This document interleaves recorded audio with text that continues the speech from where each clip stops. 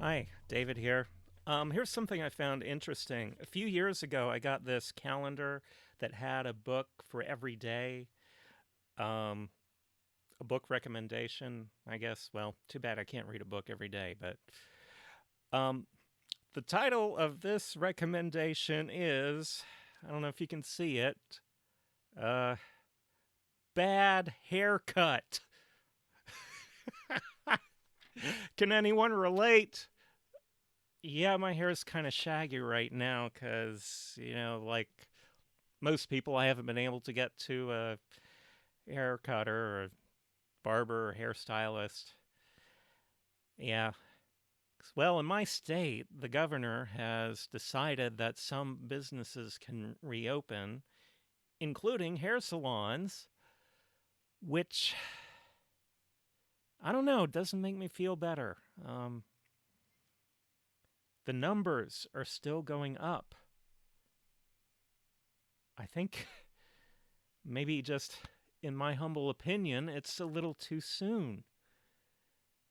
We're not doing this by, you know, the data.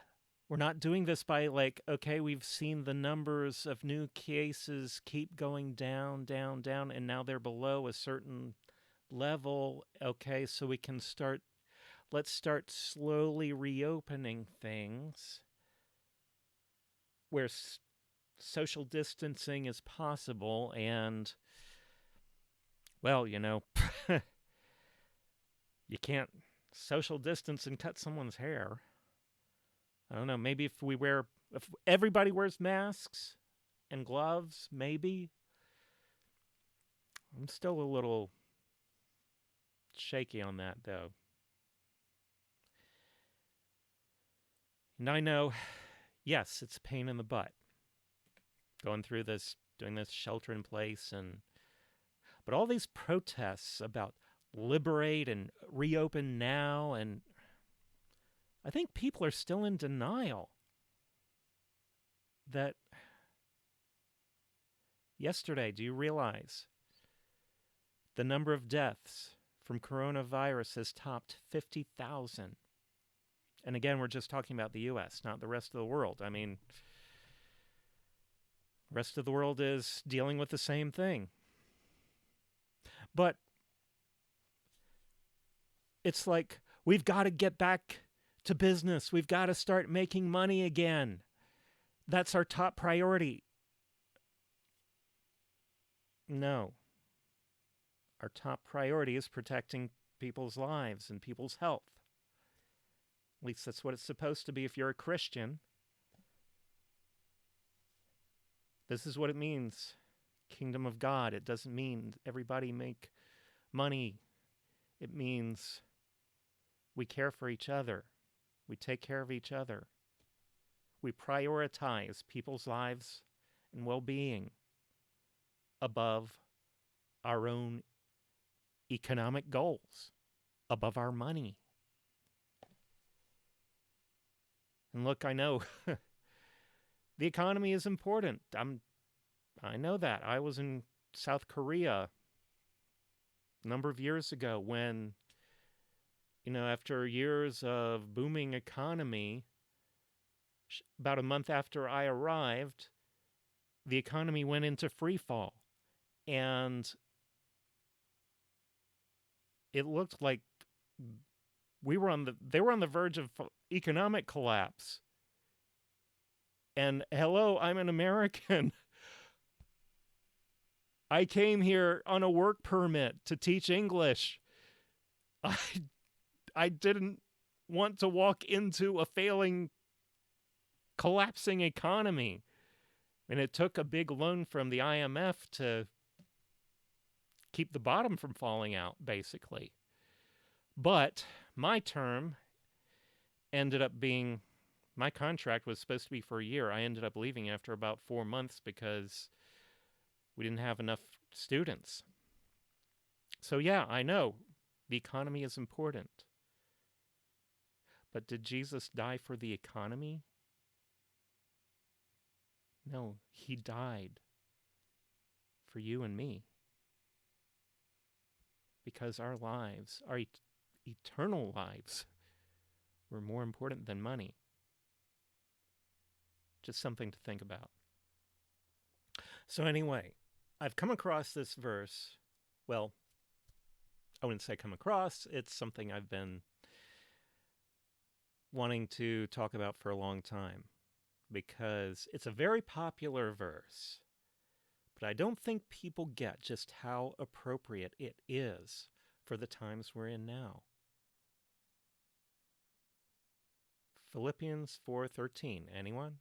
I mean, there are lots of Christians who can quote that verse from memory. They've memorized it because they quote it to themselves too when they need some inspiration and some courage.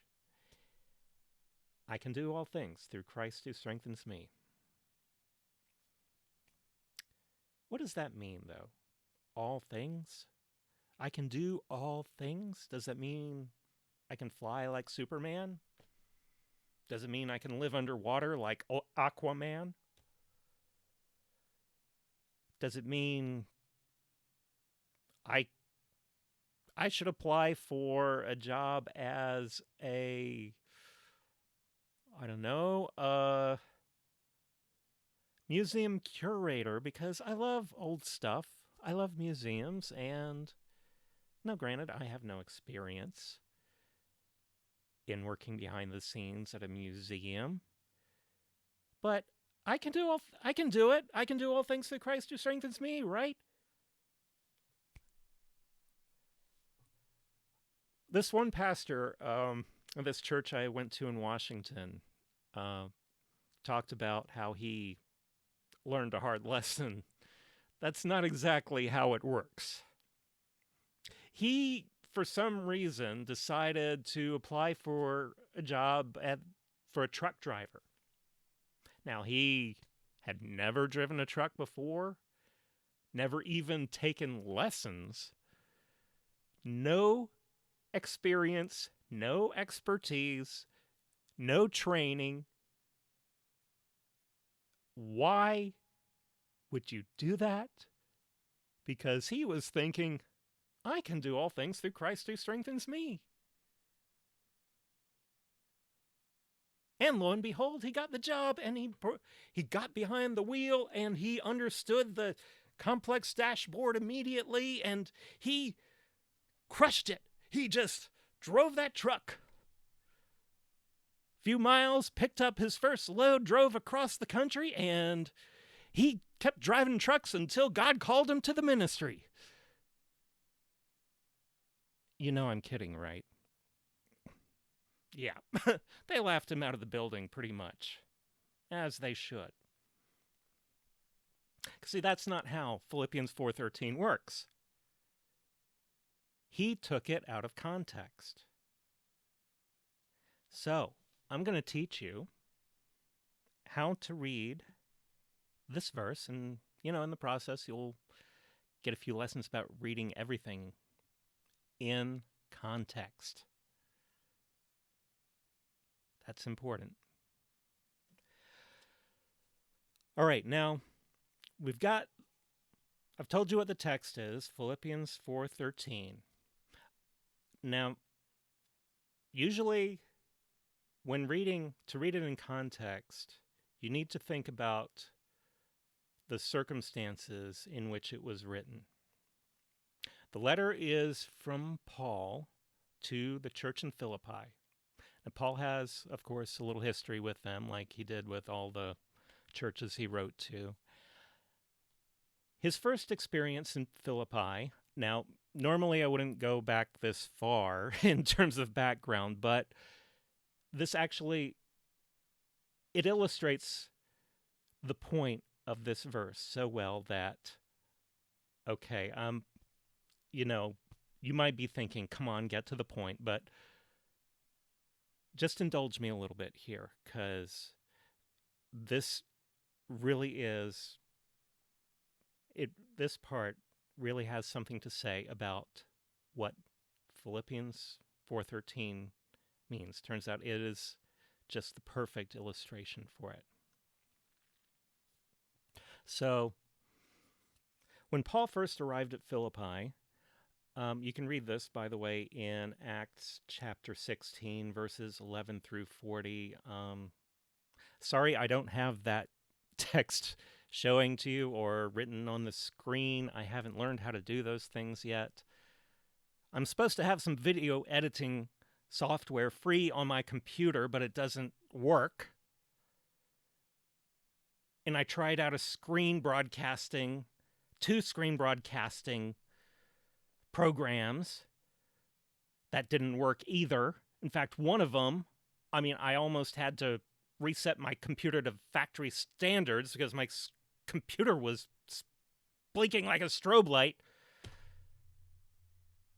Okay, that's not part of the background. Okay, that's just me venting a little. Okay. But that's why I can't show you the text and I can't show you what's on my screen, even though I really want to, and I know it would be helpful. But if you can remember, you want to read the story of Paul's first visit to Philippi. It's Acts chapter 16, verses 11 to 40. And I won't read the whole thing. I'll just kind of give you the gist of it. He first arrived. Philippi is a city in Macedonia. He arrived there, and typically when he goes into a city, he goes into the synagogue and tries to convince the Jews there that Jesus was the Messiah. And he used this, trying to prove it from the scriptures.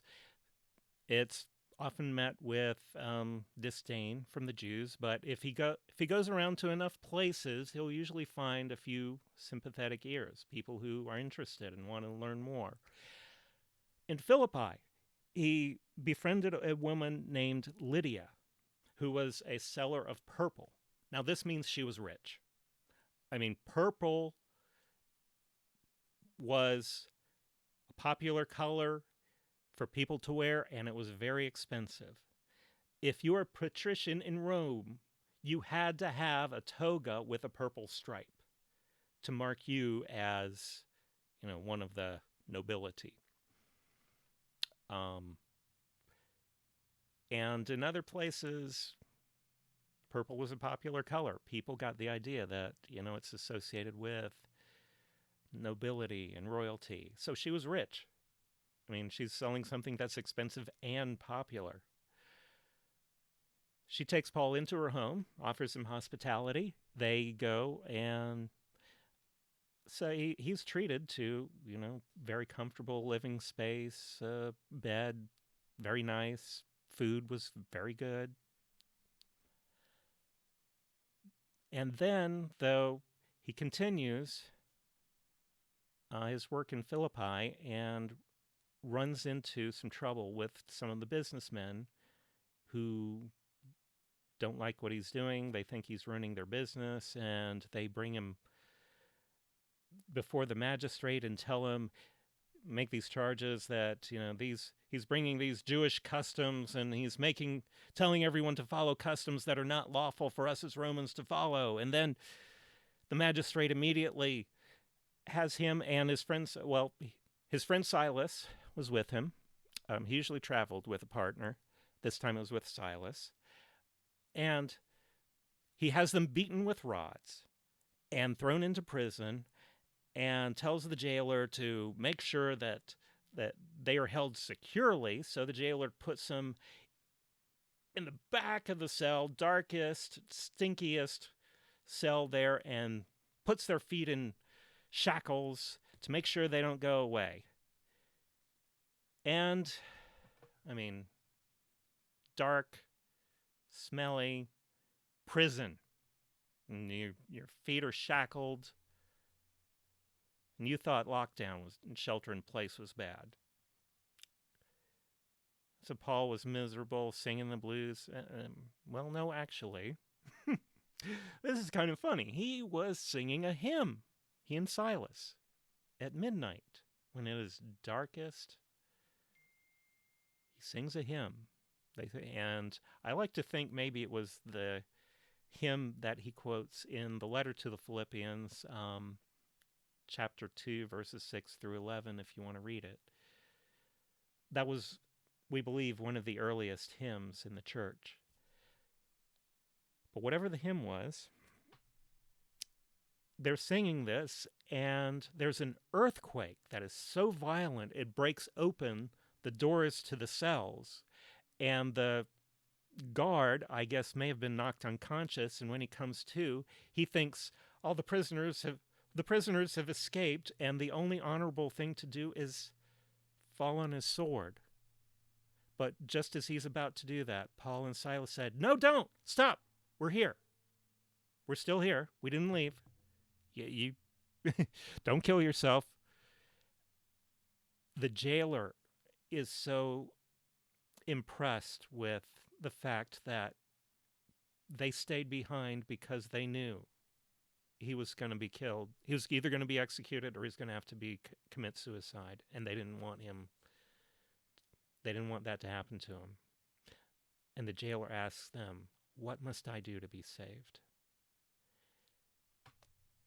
And they explain the gospel a little bit more, and he takes them to his home, offers them hospitality. Now, his accommodations aren't going to be as nice as Lydia's, but I mean, they were just in prison. I don't think they were complaining.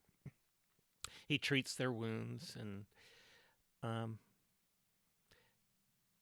he and his entire household convert and become founding members of the Church of Philippi, along with Lydia. And so then, the next day they all go over to Lydia's house and to tell her what happened. And he's back in this magnificent villa where he was in the first place, with the wonderful food, the wonderful bed, and joyous company. I mean, I'm sure they were really just having great conversations with each other. And then time comes for Paul to leave, move on to the next city, and do it all again. I mean, see, gets some hospitality, staying in a luxurious home, to being beaten and thrown in prison, cold and hungry and hurting and tired and probably wanting to lean against the back of the prison, but his back is hurting. Back to the villa. And then, in the next city,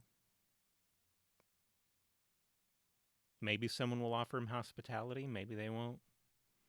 Maybe some people will believe him. Maybe some will get so angry with him that they beat him and throw him in prison again. And then, after he finds some compatriots, those who are sympathetic to his message, and gets them established, he'll go on to the next city and do it again. That was his life as a missionary. So he kept seeing these wild swings in what circumstances he found himself in. It could be the very top or the very bottom.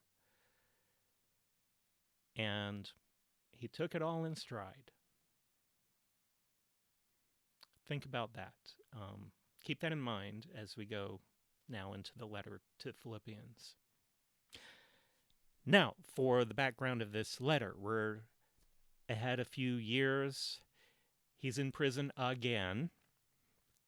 And, this is such a common occurrence that if we try to think about, where was he when he wrote this? Well, let's see. Maybe it could have been Rome. Maybe it could have been Ephesus. Maybe it could have been Caesarea.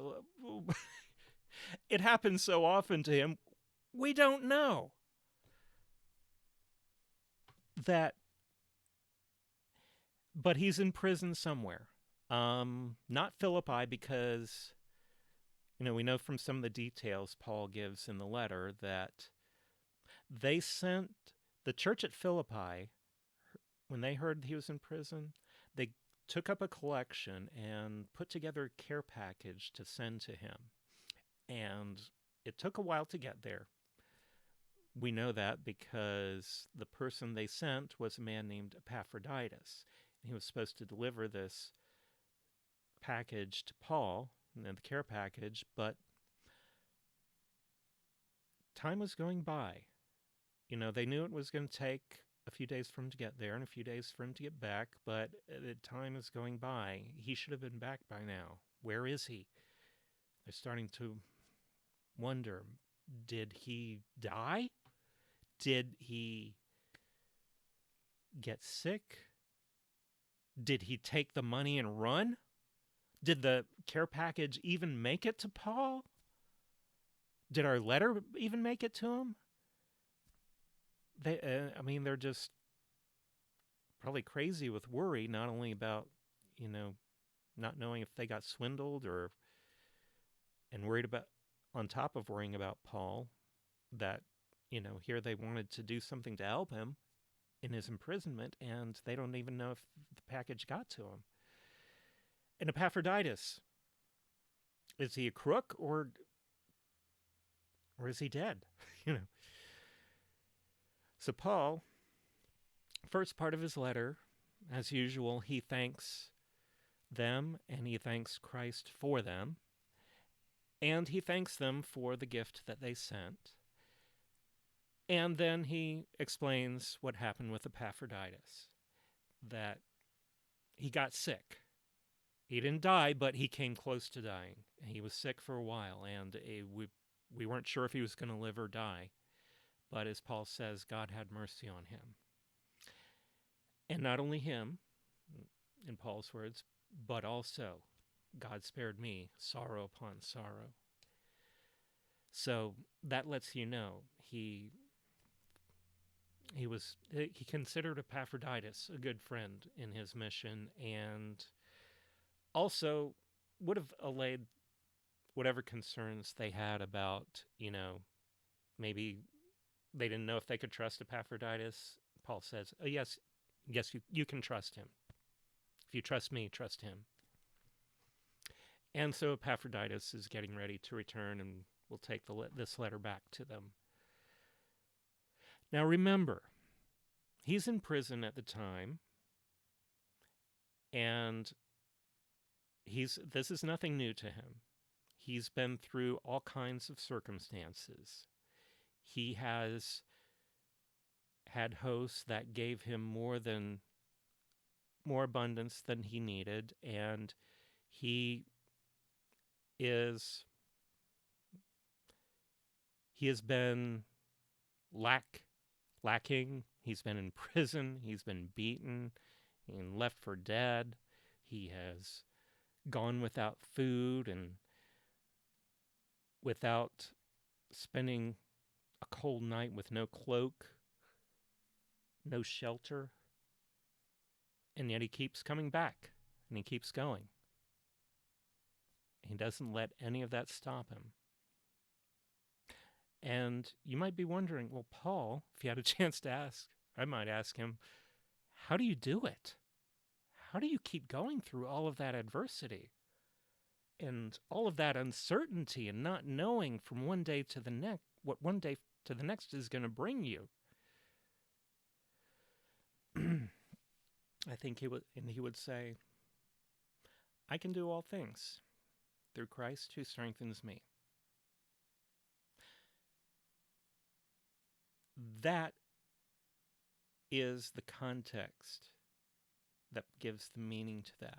I'm going to show you even more, going back a few verses to verse 10 so you can really see this. And again, I wish I could show you this on the screen, but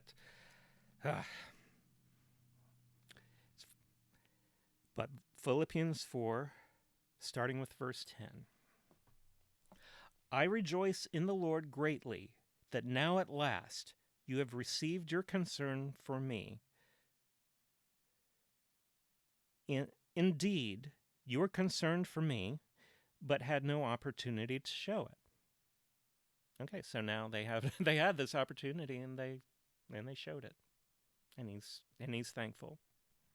Verse 11. Not that I'm referring to being in need, for I have learned to be content with whatever I have. Did you hear that? I'm going to say it again. I have learned to be content with whatever I have. I know what it is to have little, and I know what it is to have plenty. We saw that in his experience at Philippi. In any and all circumstances, I have learned the secret of being well-fed and of going hungry. The secret of being well-fed and going hungry, I think what he means there is the secret to keep going, whether I'm well-fed or hungry. Now we get to the point.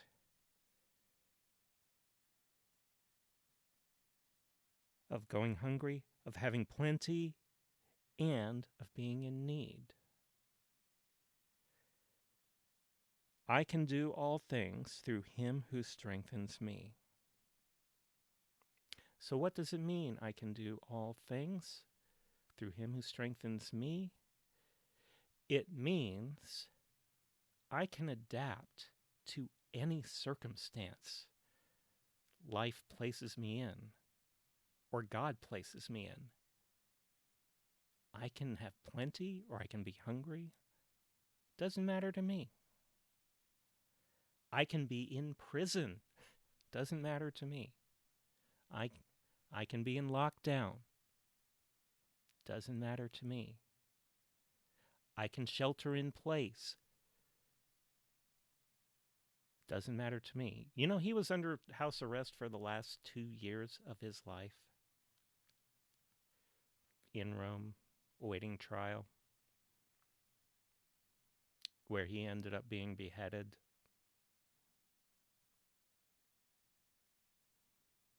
But right up to his dying breath, he was content wherever he was, in whatever circumstance.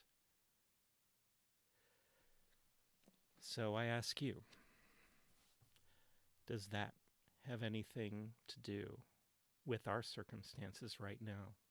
We're all living in circumstances we're not used to. We're all living in circumstances we never expected, and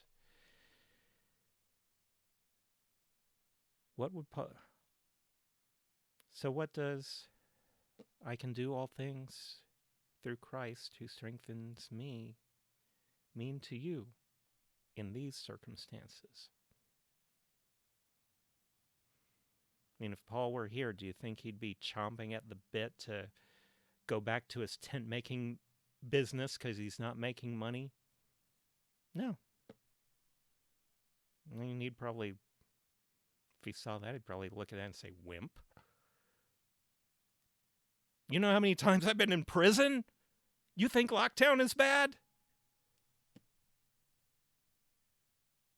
We can do this. We can do all things through Christ who strengthens us. We can adapt to whatever circumstances we need to adapt to, because Christ strengthens us.